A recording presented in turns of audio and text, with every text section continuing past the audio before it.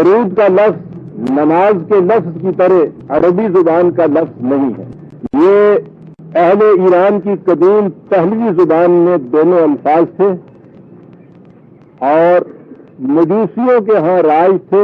آج بھی وہ اپنی جو پرستش ہے اسے نماز کہتے ہیں اور اس میں کوئی دعائیں سی مانگتے ہیں اسے درود کہتے ہیں.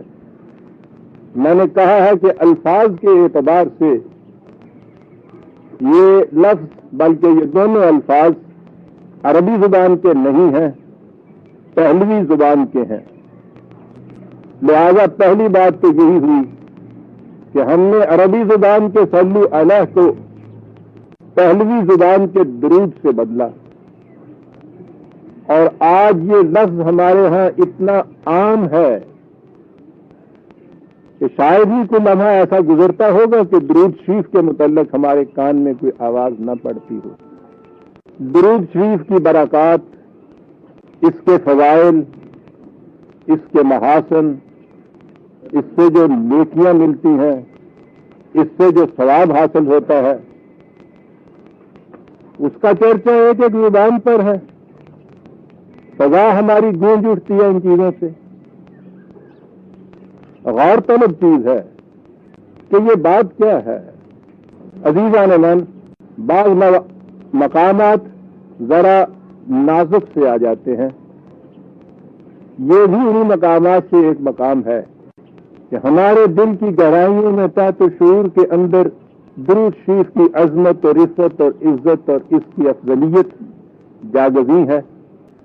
ہمارا فریضہ یہ ہے کہ ہم قرآن کریم سے دیکھیں کہ یہ بات کیا ہے. ان اللہ و ملائکتہ یصلون علی النبی. میں نے کہا کہ ترجمہ کیا جاتا ہے اللہ اور اس کے فرشتے درود بھیجتے ہیں نبی پر. یا ایھا الذین آمنوا صلوا علیہ.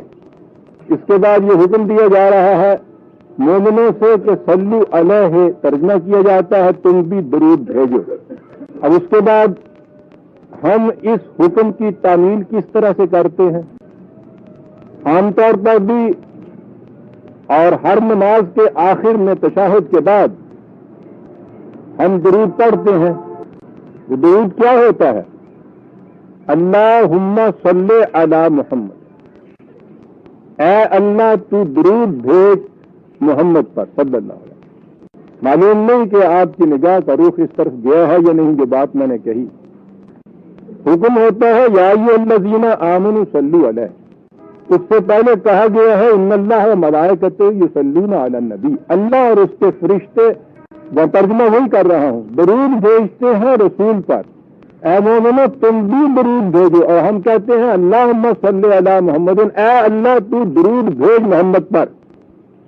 سنجیدگی سے عزیزان من، اللہ کہتا ہے کہ میں اور میرے فرشتے درود بھیجتے ہیں. اے جماعت مومنین تم بھی درود بھیجو. ہم کہتے ہیں اللہم صلی علی محمد. اے اللہ درود بھیج محمد پر. وہ کہتا ہے میں اور میرے فرشتے درود بھیج رہے ہیں، تم بھی بھیجو. ہم کہتے ہیں اے اللہ درود بھیج. وہ کہتا ہے میں کہہ رہا ہوں کہ بھیج رہا ہوں میں اور میرے فرشتے. تمہیں کچھ کہا گیا ہے یہ؟ ہم کہتے ہیں اللہم صلی علی محمد. اے اللہ درود بھیج. پھر اس کے بعد ہم سوا لاکھ مرتبہ یہ کہتے ہیں. تسبیحوں پہ تسبیحیں اس کی پوری کرتے ہیں. کیا کہتے ہوئے؟ اے اللہ درود بھیج. وہ بات شروع کرتا ہے ان اللہ و ملائکتہ یصلون علی النبی. یہ حقیقت ہے ایک کہ اللہ اور اس کے فرشتے درود بھیجتے ہیں. ہم سے کہا گیا تم بھی کچھ یہ کرو. ہم کہتے ہیں اللہم صلی علی محمد. یا اللہ بھیج درود. غور طلب ہے برادران عزیز کی کہ ہم یہ کرتے کیا ہیں. وہ خود کہہ رہا ہے کہ میں اور میرے فرشتے یہ کچھ کرتے ہیں، تم بھی کچھ کرو. ہم کہتے ہیں اللہم صلی علی محمد. پہلے مقام پہ آپ نے دیکھا عزیزان من کہ جب کوئی چیز اس طرح کی جائے تو اس پہ غور کبھی نہ کیا جائے تو غور کرنے کے بعد کس طرح سے ٹھٹک کر آ جاتا ہے آدمی. گیا تھا کہ اللہ اور فرشتے یہ کرتے ہیں. میں ترجمہ وہ بھی کیے جا رہا ہوں. درود بھیجتے ہیں نبی پر. اے جماعت مومنین تم بھی یہ کرو. ہمیں اتنا ہی معلوم ہے کہ خدا اور فرشتے درود بھیجتے ہیں نبی پر. قرآن میں ہے وَالَّذِي يُصَلِّي عَلَيْكُمْ وَمَلَائِكَتُهُ، خدا اور فرشتے، اس کے فرشتے اے جماعت مومنین تم پر بھی درود بھیجتے ہیں. یعنی یہ صرف نبی اکرم صلی اللہ علیہ وسلم کے متعلق نہیں ہے، یہاں تو پوری جماعت مومنین کے متعلق ہے. وَالَّذِي يُصَلِّي عَلَيْكُمْ وَمَلَائِكَتُهُ، اللہ اور اس کے فرشتے تم پر بھی درود بھیجتے ہیں، وہی ترجمہ ہے. لیکن یہاں ایک اضافہ ہے،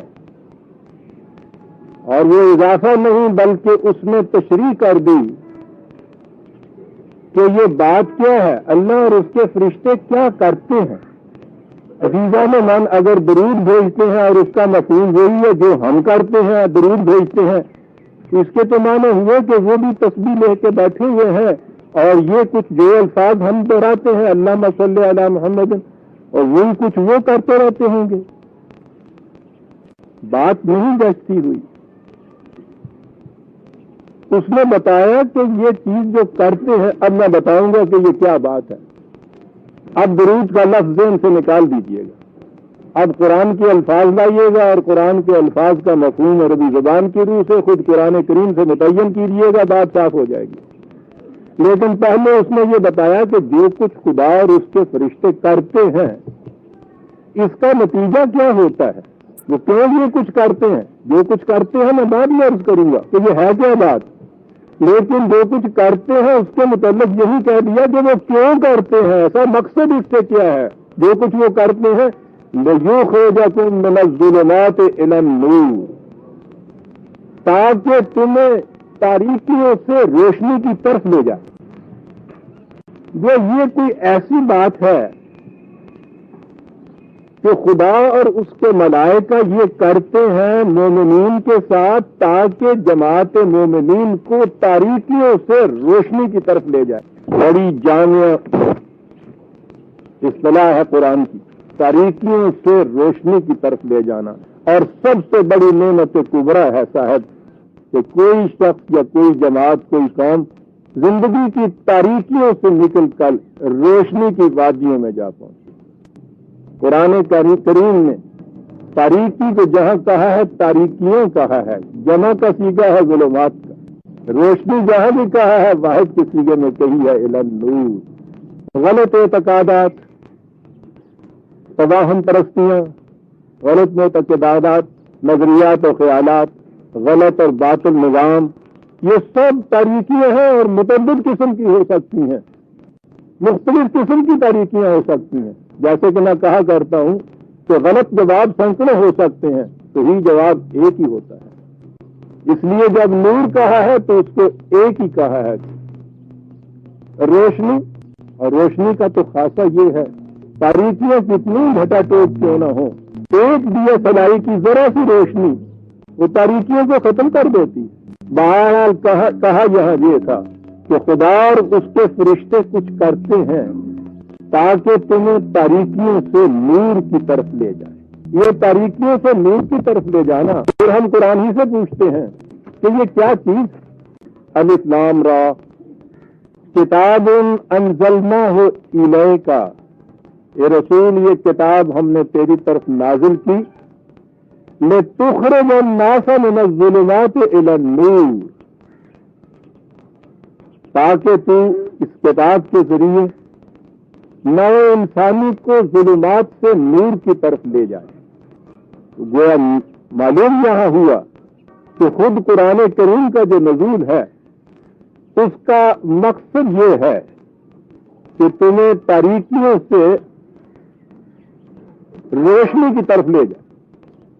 وَلَقَدْ أَرْسَلْنَا مُوسَىٰ بِآيَاتِنَا، ہم نے موسیٰ کو بھی اپنے قوانین دے کر بھیجا.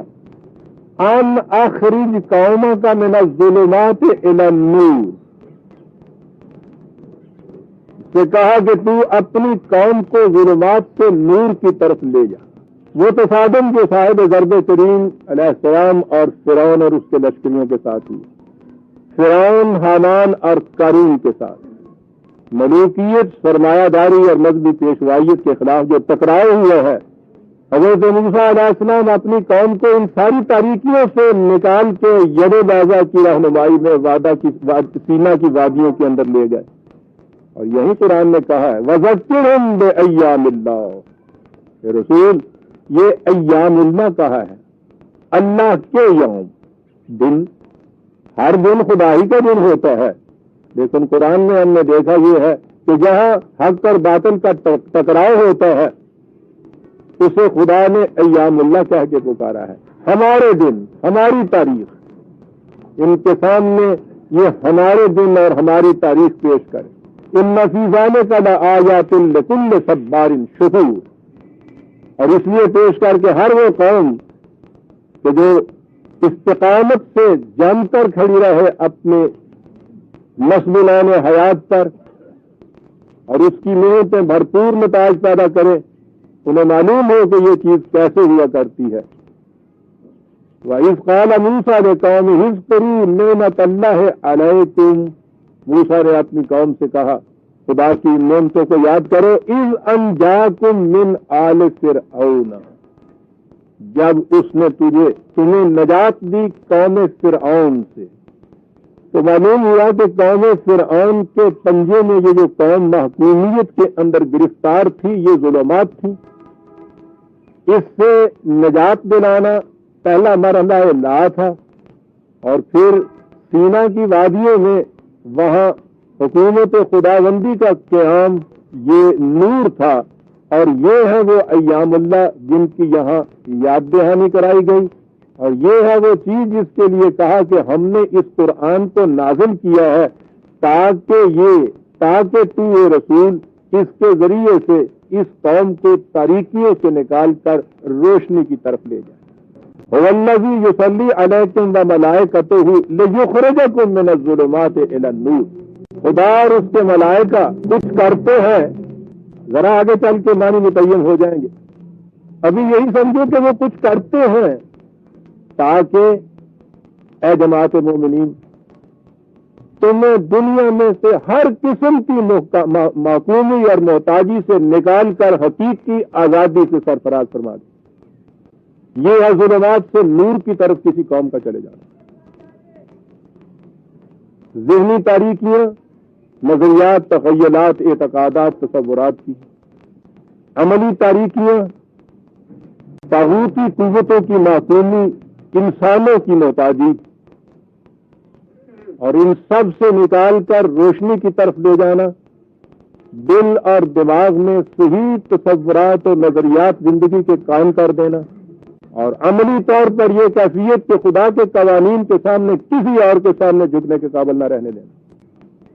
جماعت مومنین، خدا اور اس کے فرشتے کچھ کرتے ہیں، اس کے ملائکہ کچھ کرتے ہیں تاکہ تمہیں یہ کیفیت نصیب ہو جائے. عزیزان ایمان، یہیں سے دیکھا ہم نے خدا اور فرشتوں کے تسبیح پھیرنے کا یہاں کوئی ذکر نہیں ہو سکتا. یہ تو کچھ کرنے کی بات ہے. اور اس کے ساتھ ہی جب ہم نے دیکھا کہ نبی اکرم صلی اللہ علیہ وسلم کے متعلق بھی یہی کہا گیا تھا کہ ان اللہ وملائکتہ یصلون علی النبی، اللہ اور اس کے فرشتے یہ کچھ کرتے ہیں. اور حکم دیا گیا جماعت مومنین سے کہ یا ایھا الذین آمنوا صلوا علیہ، اے جماعت مومنین تم بھی یہ کچھ کرو. تو کچھ کرنے کی بات ہے یہاں. یہ کچھ کرو تاکہ تم ظلمات سے نور کی طرف نکل جاؤ، تاکہ تم ان معقومیتوں اور محتاجیوں، باطل کے اعتقاد اور نظریات اور آئیڈیالوجی سے نکل کر صحیح روشنی کی طرف آ جاؤ. خدا اور اس کے فرشتے کچھ کرتے ہیں، جماعت مومنین تم بھی وہی کچھ کرو تاکہ یہ کیفیت پیدا ہو جائے تمہاری. نبی اکرم صلی اللہ علیہ وسلم نے اور اس جماعت مومنین نے جن کو یہ حکم دیا گیا تھا، یہ کچھ کیسے کیا تھا؟ قرآن کریم کے صفحات اس پہ شاہد ہیں، تاریخ کے اوراق اس پر گواہ ہے. مسلسل جد و جہد، ہم جہاد کی زندگی. چھوٹے بڑے اگر یہ مارکوں کے بڑے بڑے مارکوں کے علاوہ چھوٹی چھوٹی مہمات کو بھی گنائیں تو کم از کم 82 لڑائیاں آ جاتی ہیں مدنی زندگی کے 5-7 سال کے اندر. اور ٹکراؤ جب لیا گیا ہے تو کیسر اور کسرا سے بھی ٹکراؤ لیا گیا ہے تاکہ ظلمات سے نور کی طرف یہ آ جائے قوم. مسلسل جہاد کی ایک زندگی تھی اور یہ وہ تھی جہاد کی زندگی جس میں قرآن کریم نے بتایا کہ ملائکہ کی مدد خدا ملائکہ کی مدد سے کیا کیا کرتے. اذ یوحی ربک الی الملائکۃ انی معکم، جب خدا نے ملائکہ کو حکم دیا کہ میں تمہارے ساتھ ہوں، حکم دیا کہ تم یہ کرو اور کہا کہ میں بھی تمہارے ساتھ ہوں یہ کچھ کرنے کے لیے. کیا کرو؟ فثبت الذین آمنوا، یہ جو میدان جنگ میں جماعت مومنین آ کے کھڑی ہو گئی ہے ان میں استقامت پیدا کرو، یہ جم کے کھڑے ہو جائیں، تثبیت پیدا کرو، ان کی ایسی صورت پیدا کرو. ملائکہ کو حکم دیا جاتا ہے اور خدا کہتا ہے کہ میں بھی تمہارے ساتھ یہ کچھ کروں گا، تم بھی یہ کچھ کرو. فثبت الذین آمنوا، یہ جو مجاہدین میدان جنگ میں نکل آئے ہیں ان کے پاؤں میں استقامت ان کے قدموں کے اندر پیدا. یہ تو میں دوسرے مقام پہ کبھی عرض کروں گا کہ یہ ملائکہ یوں کیا کیا کرتے ہیں جس کا نتیجہ یہ ہوتا ہے. میں اس وقت صرف یہ عرض کرنا چاہتا ہوں کہ یہ جو کچھ کہا گیا ہے کہ اللہ اور اس کے فرشتے یہ کرتے ہیں، وہ کیا بات تھی جو وہ کرتے تھے. میدان جنگ میں جماعت مومنین مقابلے کے لیے نکلی ہوئی ہے، کہا یہ جاتا ہے کہ ایسا کچھ کرو کہ ان کے پاؤں میں استقامت آئے. فَأُلْقِي فِي قُلُوبِ الَّذِينَ كَفَرُوا الرُّعْبَ، تم دیکھو گے کہ اس کے بعد یہ جو مخالف میں جماعتیں آئی ہیں ان کے دلوں کے اندر میں رعب ان کا پیدا کر دوں گا، ڈر پیدا ہو جائے گا اس قوم کے مقابل کا. اگرچہ تعداد کے اعتبار سے یہ بہت کم ہے، سامان حرب و ضرب کی بھی بڑی کمی ہے، لیکن تقویت پیدا کرو ان کے قلوب میں، استقامت پیدا کرو ان کے پاؤں میں. اور میدان جنگ میں جس جماعت کو یہ چیز حاصل ہو جاتی ہے یقیناً اس کا روب جاری ہو جاتا ہے مخالفین کے اندر، خواہ وہ تعداد کے اعتبار سے کتنے ہی زیادہ اور سامان حرب و ضرب کے اعتبار سے بھی کتنے ہی ان سے آگے کیوں نہ ہو، کہا کہ ان کے دلوں کے اندر ان کا روب پیدا ہو جائے گا. یہ وہ چیز ہے جسے ملائکہ کا درود پڑھنا میں وہ لفظ لا رہا ہوں. خدا اور اس کے فرشتے میدان جنگ میں مومنین نکلے ہوئے ہیں اور وہاں یہ چیز پیدا ہو رہی. ان الذین قالوا ربنا اللہ ثم استقاموا تتنزل علیہم الملائکہ، کہ وہ لوگ جو اعلان کرتے ہیں اپنے اس یقین کہ ہمارا رب اللہ ہے اور پھر اس پر جم کر کھڑے ہو جاتے ہیں، ان پر ملائکہ کا نزول ہوتا ہے. نزول ملائکہ ہوتا ہے ان لوگوں کے اوپر کہ جو ایک محکم یقین کے ساتھ انتظاماً اس قسم کے جہاد کی زندگی بسر کرتے ہیں، ان پر ملائکہ کا نزول ہوتا ہے. قرآن نے بتایا. اب اس مقام پہ ہمارے سامنے یہ لفظ آ گیا صلی علی، عربی زبان کی روح سے اس کے صلی کے بعد جب یہ علی آتا ہے تو اس کے معنی ہوتے ہیں پروان چڑھانا، نشو و نما دینا، کامیاب بنانا، حوصلہ افزائی کرنا، تعظیم کرنا، اپریسیشن کرنا، تحسین کرنا، شاباش دینا، کامیاب بنانا. میں سمجھتا ہوں کہ لفظ کا صحیح معنی سامنے اگر آ جائے تو کتنی مشکلات حل ہو جاتی. یہ حق کی آئیڈیالوجی پر مبنی ایک نظام ہے جس کی تشکیل و قیام و استحکام کے لیے یہ جماعت میدان میں آئی ہے. قوانین خداوندی کی مطابقت میں یہ سب کچھ قدم اٹھا رہی ہے، لہذا صحیح قانون کی اطاعت سے اطاعت سے جو فوائد حاصل ہوتے ہیں وہ سب ان کو حاصل ہوں گے، اور اس کے ساتھ یہ کائناتی قوتیں بھی ان کے ہم رکاب ہوں گی. نفسیاتی قوتیں ان کے قلوب کے اندر ایک تبدیلی پیدا کریں گی. خدا کی کائناتی قوتیں ان کے ساتھ ہوں گی. یہ اس کے قانون کے مطابق قدم اٹھا رہے ہیں، لہذا اس قانون کی ساری تقویتیں، برکتیں اور قوتیں ان کے ساتھ ہوں گی، اور اس طرح سے ان کا یہ مشن پروان چڑھے گا. یہ لفظ آ گئے ہمارے سامنے صلی علی، کامیاب ہوگا، ان کی نشو و نما ہوگی، اور جب یہ کچھ بڑھتے ہوئے آگے چلیں گے تو خدا اور اس کے فرشتے تحسین و آفرین کے پھول برسائیں گے ان کے. یہ عام زبان کے اعتبار سے کی چیز آ گئی. پروبیشن، اپریسیشن، حوصلہ افزائی کرنا، وہی چیز جو میں کہہ رہا تھا پچھلی دفعہ کہ جب یہ مسائل اور مشکلات کا ہجوم سامنے آتا ہے مردانہ وار آگے بڑھتے ہیں اور وہ کہہ دیتے ہیں کہ تمہاری اس قسم کی تخویف اور ترہیب سے یہ جنون عشق کے انداز رک جائیں گے کیا؟ ہمارا قدم آگے بڑھے گا. اور یہ کچھ کرنے والے جو ہیں ان کے متعلق یہ کہا گیا تھا اللہ کے دے فرشتے کہنے ہو جا کیا جانے ہو تسی آفرین ہے تو ادا کمال کر وکھاندے ہے جی جناب خوش رکھے تو خدا. یہ ہے جس کو عربی زبان میں یہ کہا جاتا ہے. اور یہ چیز جس کے ساتھ ہوتی ہے جسے آپ کہتے ہیں نا مورل سپورٹ، وہ کیا ہوتی ہے؟ آپ ان کی تائید کرتے ہیں، آپ ان کی حوصلہ افزائی کرتے ہیں اور اگلا قدم یہ اٹھاتے ہیں کہ ان کی کامیابی کے لیے، ان کے اس مشن کو پروان چلانے کے لیے، یہ لفظی ترجمہ ہے صلی ادا کا، اس کی نشر و نما کے لیے جو کچھ بھی آپ کر سکتے ہیں پھر اس کے بعد آپ کرتے ہیں. پہلا قدم تو یہ ہے نا کہ کسی کے کسی فیصلے اور اقدام کو آپ اپروو کریں، پسند کریں، پھر اس کے بعد تحسین و آفرین کریں، شاباش دیں، اس سے حوصلہ افزائی ہوگی. اس کے بعد یہ کہ عملاً ان کا ساتھ دیں، اس سے وہ پروان چلے گا، کامیابیاں ان کو حاصل ہوگی. یہ تھے اس لفظ کے معنی صلی اللہ.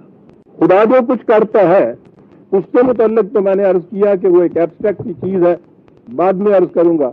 یہ جو کہا گیا ہے کہ یا ایھا الذین آمنوا صلوا علیہ وسلموا تسلیما، اس کا ایک طریقہ بتایا ہے قرآن نے، اور وہ طریقہ اسی آیت کے اندر ان اللہ وملائکتہ یصلون علی النبی.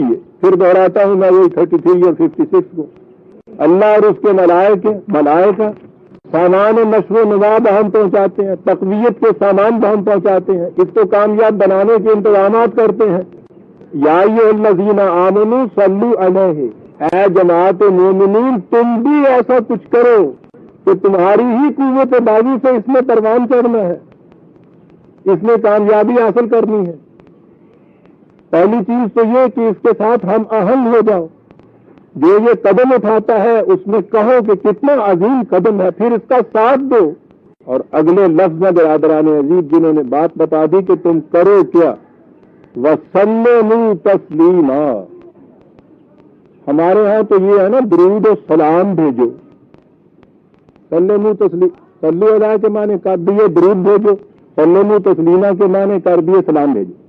وَسَلِّمُوا تَسْلِيمًا، اس کی اطاعت کرو، کامل اطاعت جیسی اطاعت کرنے کا حق ہے. یہ ہے جسے درود کہا جاتا ہے. اے جماعت مومنین، یہ حق کی آواز لے کے کھڑا ہوا ہے، اس لیے خدا اور اس کے ملائکہ کی تائید اسے حاصل ہے. تم اٹھو اور اس کا ساتھ دو، اس مشن کو کامیاب بنانے کے لیے پوری جدوجہد کرو. اور اس کا طریقہ یہ ہے کہ یہ جو تمہارا امیر ہے، یہ جو تمہارا سربراہ ہے، یہ جو تمہارا ہیڈ ہے، سلموا تسلیما، اطاعت کرو، اس کی پوری اطاعت کرو. یہ اطاعت کیا ہے؟ یہی الفاظ سلموا تسلیما میں نے عرض کیا برادران عزیز. آپ کو معلوم ہے نا کہ اس کا ترجمہ تو آپ سلام کیا جاتا ہے، درود و سلام تو ہمارے ہاں اللہم صل علی سیدنا محمد